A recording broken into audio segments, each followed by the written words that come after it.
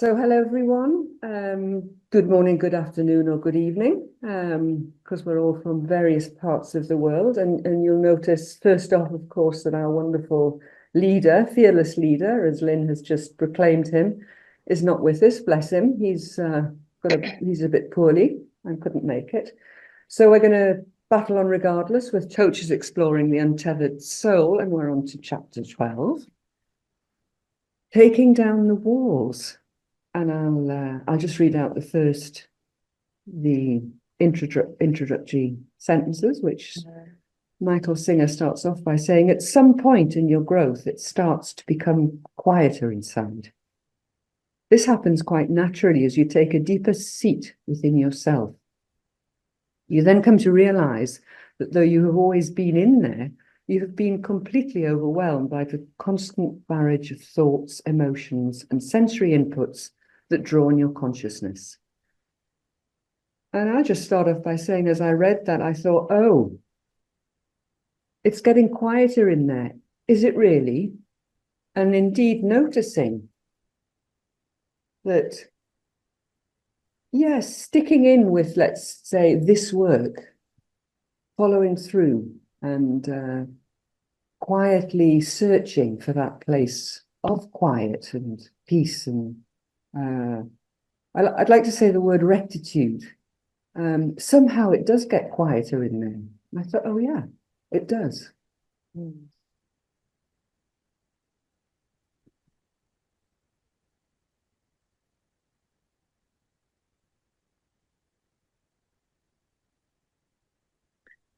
You know what struck me from that? Oh, sorry, go on. Oh no, go ahead. It's fine. No. What struck me from that sentence is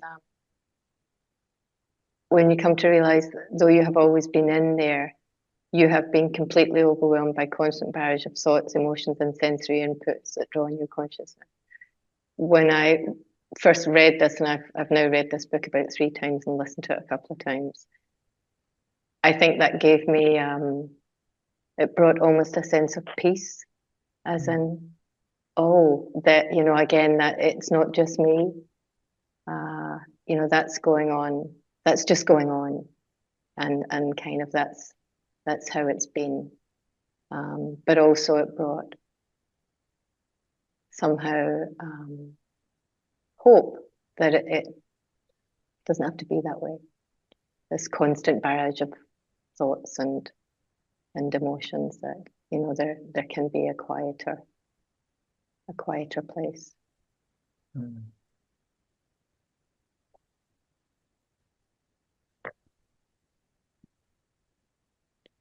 Yeah, for me, as I listened to I was just reflecting. It's fascinating how we're doing, like a book review, but we don't necessarily read the book. Well, I mean, I tend to listen to it, and it's a different experience to reading as well. And then when I read it, and I'm like, oh, it's a different. Anyway, tangential here. That very notion of it's getting quieter. I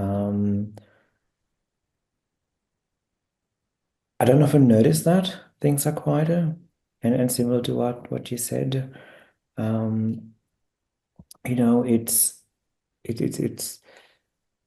It's like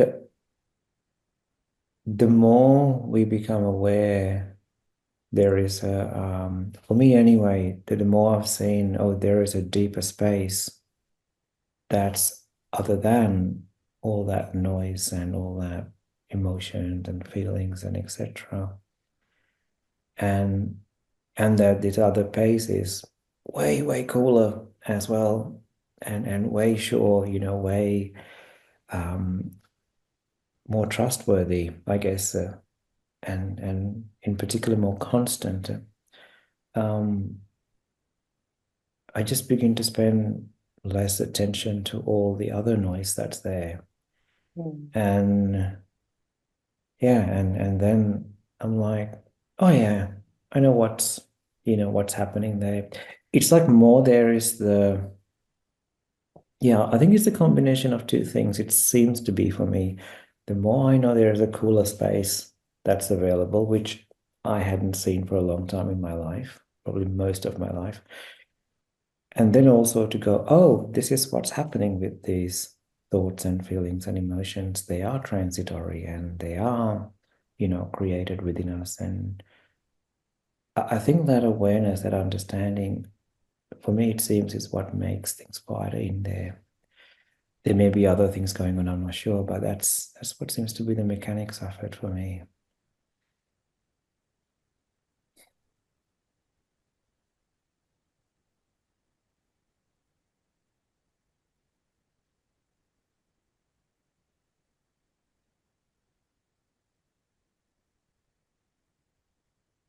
He follows that with the still on the same page in the first two paragraphs, finishes the paragraph saying, well, there must be a way out. And then how we will try to be searching for enlightenment.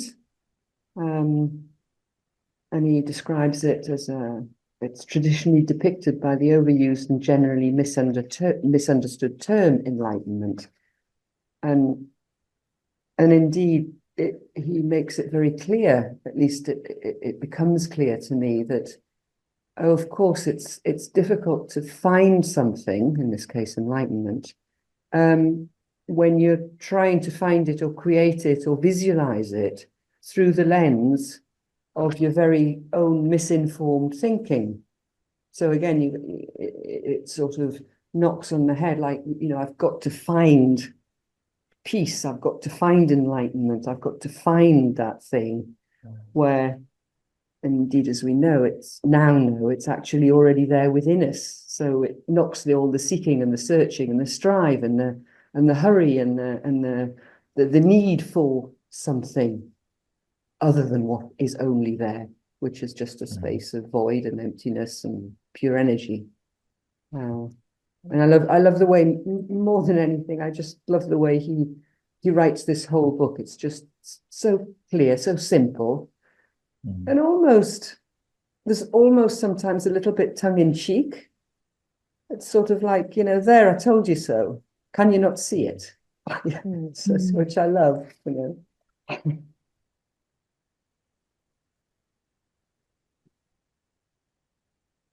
And again, the recognition that in all this searching and seeking, what it is that we certainly do know is that it's not, is it, or at least we have not got there yet, which again is a thought process. It's thinking.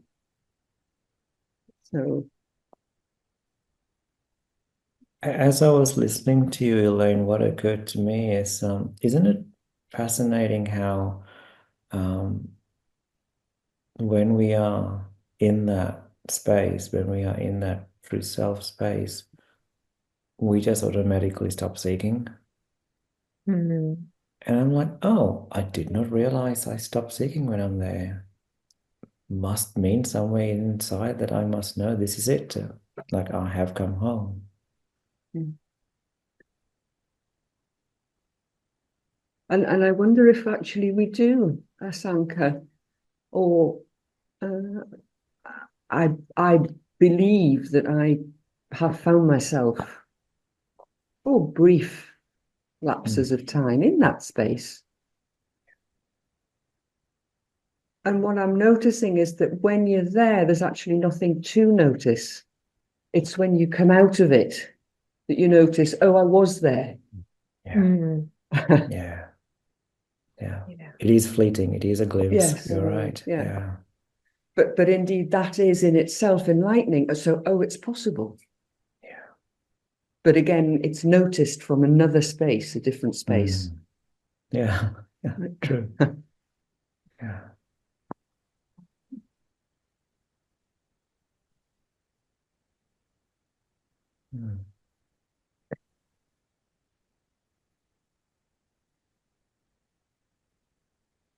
On the whole next page after the, oh sorry, I keep going over. no, please, Lynn, go ahead. We're desperate to speak at the same time. I find this quite a fascinating notion. He says on the next page, what if consciousness were to remove its focus from your personal set of thoughts, your personal set of emotions, and your limited sensory input? Would you become untethered from the bonds of the personal self and be set free to explore beyond? I had to read that. I think there were about 5 sentences I read more than once, imagining what if, and that's a pretty big what if. What if consciousness were to remove its focus? So if that weren't there, well, we think about this whole paragraph and, the psychological barriers we've created throughout our whole lives to protect ourselves from whatever. What if consciousness weren't there to see all of that we've created and trying to avoid?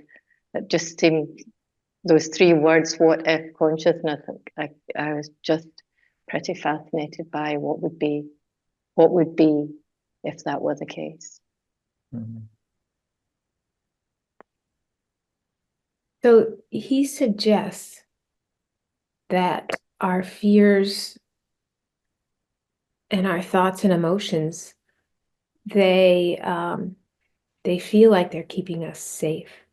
They feel like they're pushing away the darkness.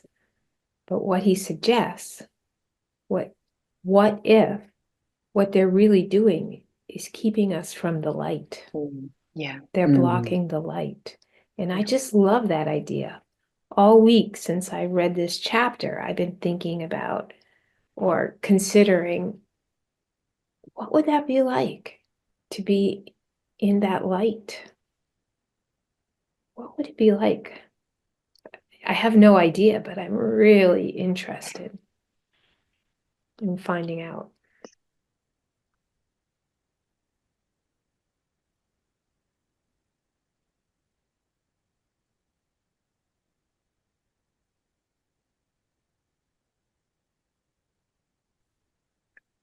Yeah, it's like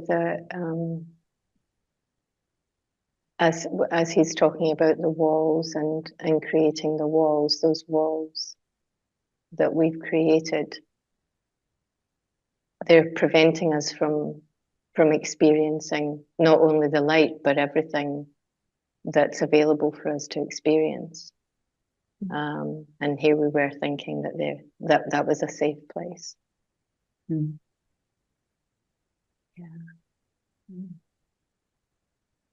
Yeah, and I love the in this whole metaphor of building the house and making the windows but blocking out the light, and then you have to put your own lighting in on the inside, so you're creating false light, let's say. And how almost again, I was speaking in another conversation about the sort of a Paleolithic need anyway. Light is necessary to us, like a plant. Not that we photosynthesize, but we do need the light to survive. And so we go create it falsely, technical light, electricity, and that kind of thing, and push away what is already there and what is real.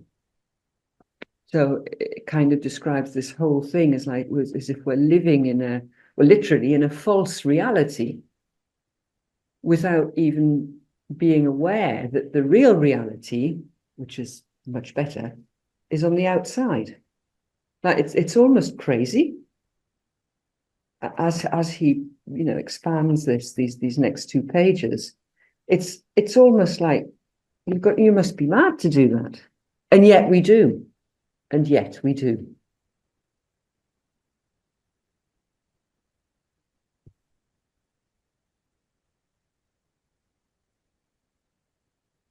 It's like that great forgetting, isn't it? Because when we are born, most of us, not all, we don't know what's going on, we don't know who we are, we don't know what this body is, and then we learn and help what's going on here. And it's a very outside in experience and a orientation that we seems to be, yeah, I guess begin to relate to the world. And yeah, and from that perspective, yeah, we just forget the light, forget what's already here. And you know, Elaine, as you were talking about it, that need for light, I was wondering, even in the psychology, even in the ego, there is the inclination towards the light or to create the light. It's like even the ego knows that's where it wants to go. I guess at the end of the day, even the ego is made of the light itself. So there is that natural, you know, inclination, but not knowing that, yeah, it's all there. This whole metaphor that he painted in this chapter with the house and the blocking the light and forgetting everything, it's the more I listened to it, and the more I thought, wow, like we really are lost in this reality. And yeah, almost 100% of the time during the day in this world, and those when you have that, when I have those fleeting moments going, oh yeah, I just didn't come out of the theater today. Yeah.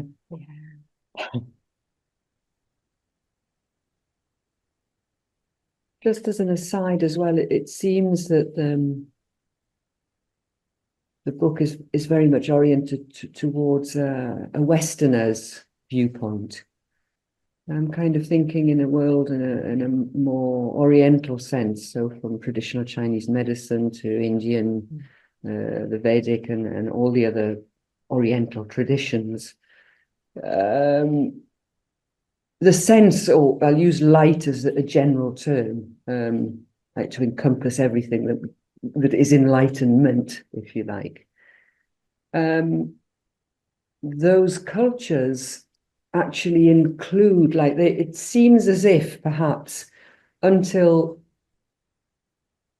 Easterners or Oriental people get to know about the Western world, they actually have a very open house, because the foundation is aimed towards already, you know, since the very beginning, a more spiritual, a more enlightened approach to building your house, if you like, where it has, you know, more openings and more possibilities to allow the, metaphorically, the natural light, the real light in. And it, because again, it looks to me that these 2-3 pages, it's sort of a slow build up, you know, until he gets to the end where he hasn't got any more flashlights. And the candles are running out. You know, it's quite an intriguing read. You know, oh my goodness, now what's he going to do? He hasn't got any more light, and how it even then seems to adapt to that darkness until that becomes the only thing that he seems to know, until he realizes that it's not true. You know, and then his acquaintance stroke partner, so we've got some more flashlights in there. So like it's kind of a tepid bath. You know, we can patch this one up a bit. We've got some more flashlights, but like again with no sort of wider purpose or mission to step right out of it. You know, for heaven's sake, open the door.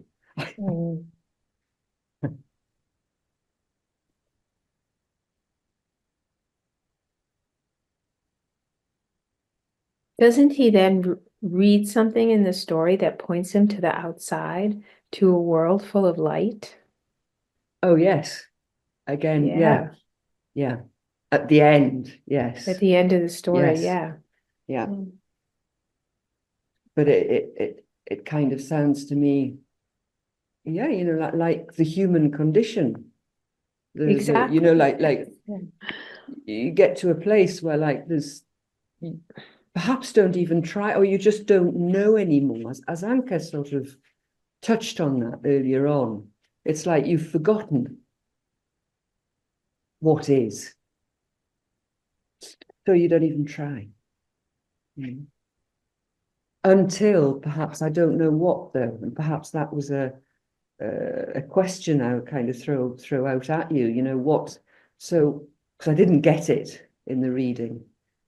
What was it that changed that you then move towards, or the human being will then move towards the real light or the enlightenment? 4 of your friends invite you to read a book together and discuss it. But it's something like that. And in the story, he reads something that makes him start to think about that. So it's like life continually offers you a path in that direction. And at some point you accept or not.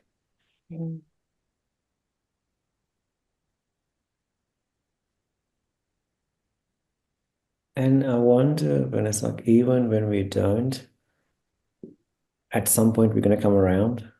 It's going to come around again. I look, it's that bit about when you step to a place where you can look back, you see what's going on. And I've been offered that path again and again and again, and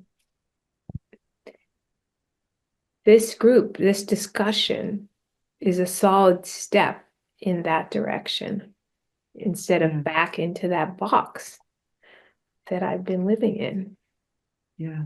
Yes, it's I guess it's when he says, what if somebody challenges your self-concept and breaks a little hole in it?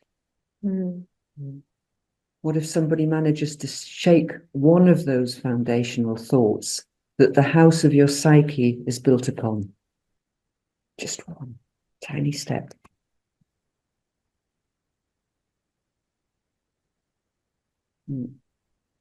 As I was listening to this chapter, one of the things that kept on occurring to me is how the principles are one such disruptor. It's like suddenly you're outside the house going, oh, MG, I was really living in this house blocked off, and yeah, it's mesmerizing to go, your orientation was actually all this construct you were living in, literally. That was very real, or is very real for us. But even like, exploring this book and to get a feel for, get a glimpse that, to realize that, yeah, we're in it, we're doing it, or I'm in it, I'm doing it. But at least to know that I'm in it, I'm doing it, that's liberating. I mean, because you can't escape it, right? Being human.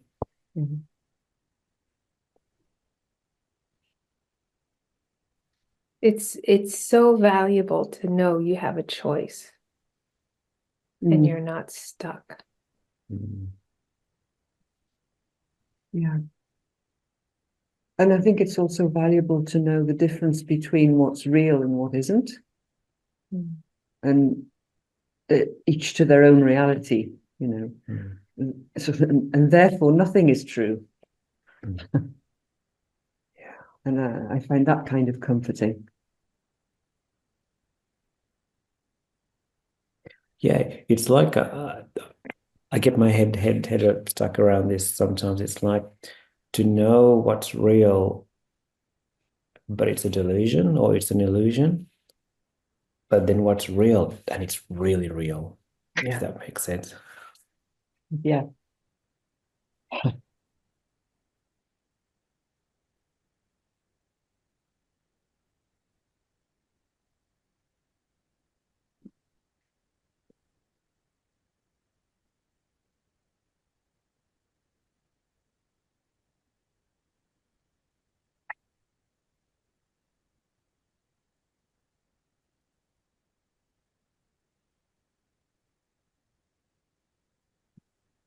He goes on to say that there is, however, that moment of, which I suppose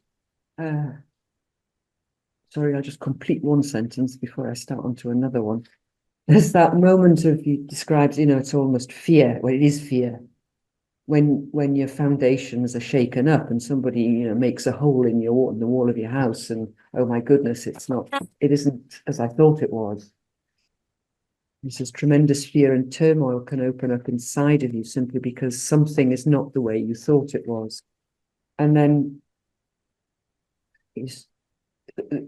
I think that is perhaps our greatest block, let's say, our greatest limit. It's because we're fine in our little house, dark or light, whatever it is, we're fine. But then something like the worm in, Lynne and I mentioned the word, the worm in the wood, the woodworm kind of gets in there and says, oh my goodness, there's something else. Can that be so?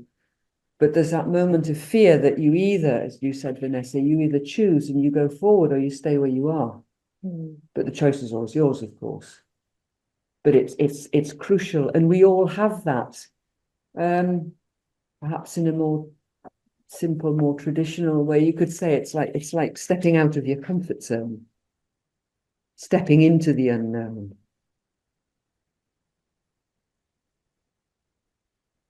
But he does indeed, he quickly, I was actually sort of going, oh my goodness, here we are again, back to there. How do I get out of this now? Because I'm kind of, as I'm reading, I've got this kind of parallel thought going on, which is about me, of course.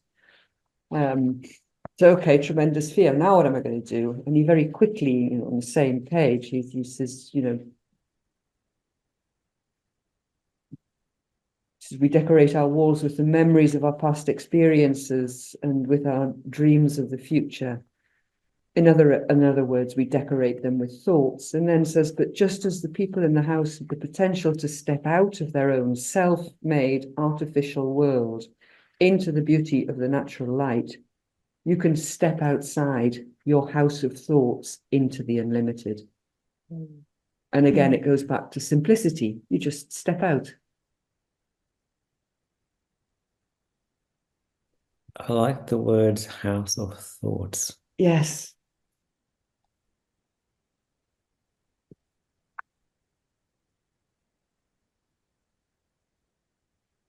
And then he says, then when you look back at that little house you built, you'll wonder why you were ever in there.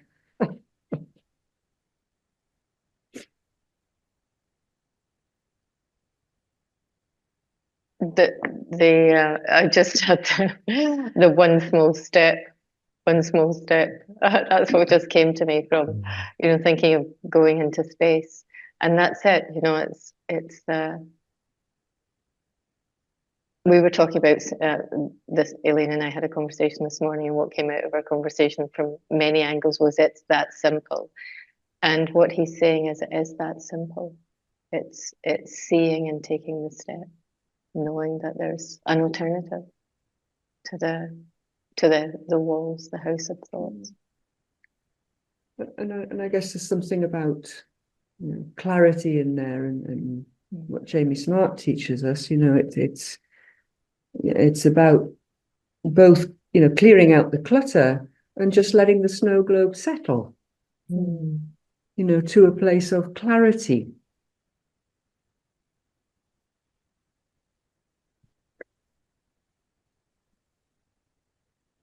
Because all those thoughts are tremendously disturbing, but that's all they are, thoughts that are disturbing.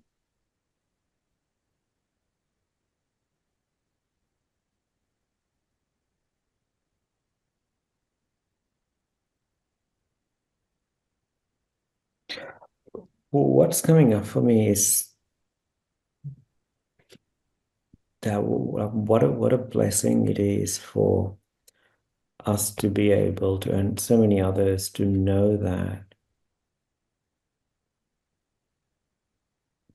there is a house of thoughts, or they are just thoughts, because how many of us, I hadn't known that for all my life, that I am living in this house of thought, so to speak, and that there is an outside. There really is.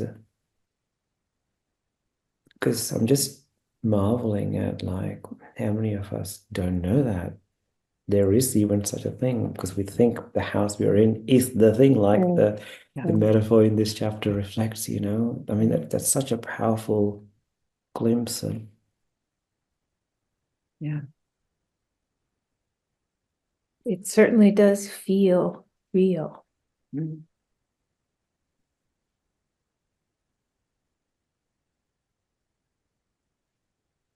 And I guess it always will, wouldn't it? So we can only know that it's not the only thing. Because I think many years with the exploration, it was to change the reality of it. So, you know, how to shift it, how to integrate it, how to fix it. But the simplicity of, you know, what Michael talks about, just letting go, it's, Yeah. yeah, because you're not fighting it anymore. Yeah. Yeah. And how, you know, words like doing, fixing, you know, the very active verbs, and how even the language he uses, you know, he says you can get out simply by letting everyday life take down the walls you hold around yourself. He didn't say you can get out by getting a hold of a hammer and hammering heavily on the walls so that they will break down. Yeah. You just let it out, you know. And then he says you simply don't participate. So again, you don't do anything. So there's no active form, there's no fixing, there's no doing. You simply don't participate in supporting, maintaining, and defending your fortress. Which again is very much an Oriental sort of viewpoint. You know, the Tibetan monks, you know, they didn't even defend Tibet. China wanted Tibet, well, let them have it, because they know where their fortress is, which is within them. They says, okay, take it. Okay, so the Dalai Lama went to India and he went to a safer place, let's say. It wasn't safe to stay there anymore, but they certainly didn't put up a fight. You know, that would be contrary to any spiritual teaching altogether. So, okay, China, you want Tibet, take it. There you go. Which I think is a very powerful teaching. It's even if perhaps, if you like, the house that you create is, we associate in our thoughts all those things that are made up as if they were, we associate them to real material things. Like, I need a house to live in, to be safe in. But actually you don't, if you think about it. I need my land, the land that belongs to me. Tibetan monks gave it up. Dalai Lama's moved out and went to spread the word from a different place, you know, which I think is something in you know, that you simply don't participate in supporting, maintaining, and defending your fortress. To me, it spoke of that. It's quite huge.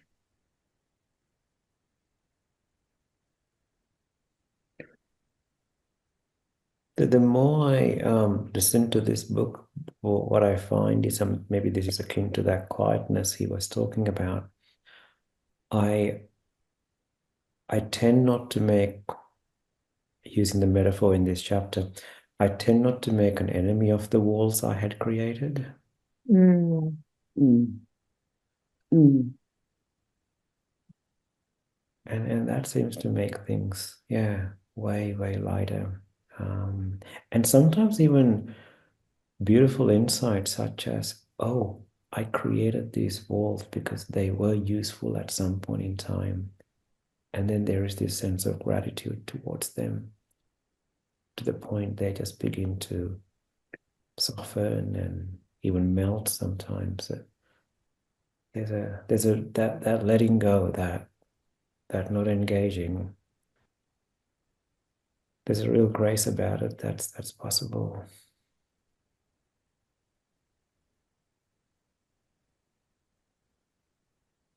I love that, Asakna, and how also you speak to having gratitude for something that on the one hand is potentially limiting. You know, so those walls, they served me at some point. They were there for a reason. So thank you. You know, that's yeah.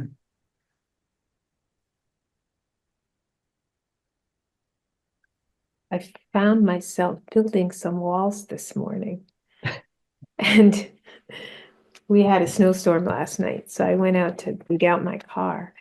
And what always happens is I dig out my car and then I go off on my day and I come back and somebody's parked in my nicely shoveled space. I was like, as I was shoveling out my car, how can I make sure nobody parks in this space that I've shoveled out? And I built all these things in my head. And by the time I got back into the house, I thought, wow, I have built a lot of those things in my head. And I saw them for what they were, which was interesting. You know, it's so easy to go down that path.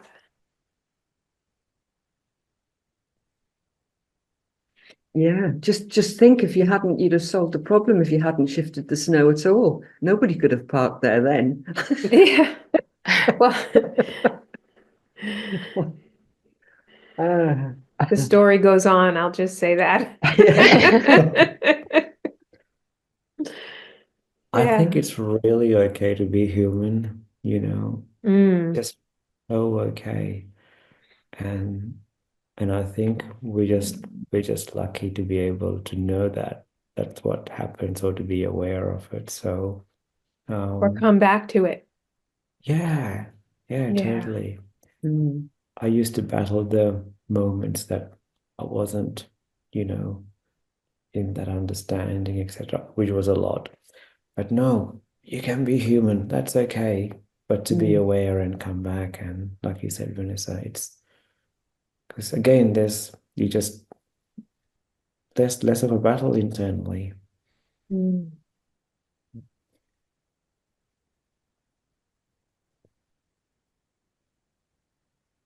I think he says near the end, imagine the effortless release of consciousness expanding into the brilliance of what is and always was.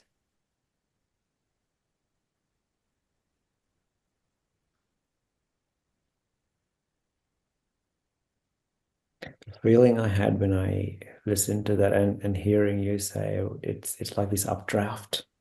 It's just this constant updraft. And whenever I don't attach to these things that come, so it just gets carried by consciousness, you know, by awareness. It just goes like, oh, it's built into release.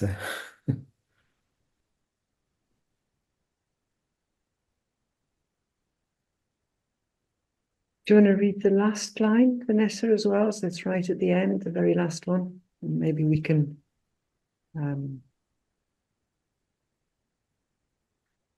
Now give that experience a name, enlightenment. yeah. And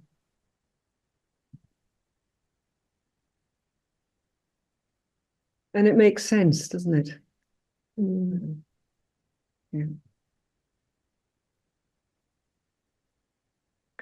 I wonder how often we've heard that word. How often I have heard that word enlightenment. And maybe heard it, but not really heard it. Or not felt it. But just reading that last word at the end of that paragraph. And the end of this chapter, that it seems to take on a whole new excuse me, it seems to take on a whole new meaning. The whole, that without those walls there is that. Yeah.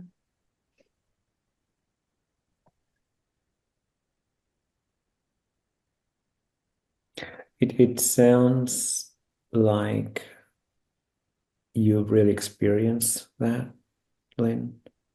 it wasn't not just a word, like it's like a real experience of that for you.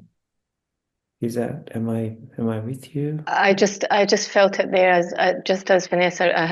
It really hadn't struck me to think of that, but I just hearing the previous line of the effortless release. So those two words together, and then enlightenment being the last word, that just feels like, yeah, I hadn't given that, having heard that word or read that word many times in lots of places. That's the first time it feels like it kind of landed. Mm-hmm. You know, it felt like it took on a different meaning. Yeah.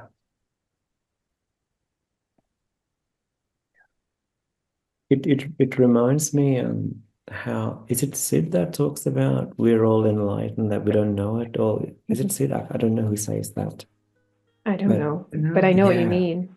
Yeah, it's like it's already there, but because we're staying locked up in the house, or we are all of that, we just don't realize it or don't feel it, and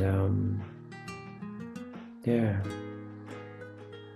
a lot of hope for humanity, for all of us.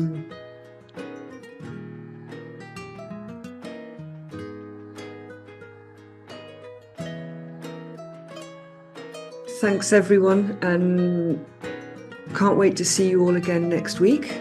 Chapter 13's on its way, far, far beyond. So let's see what Michael Singer has in store for us next time. Thank you.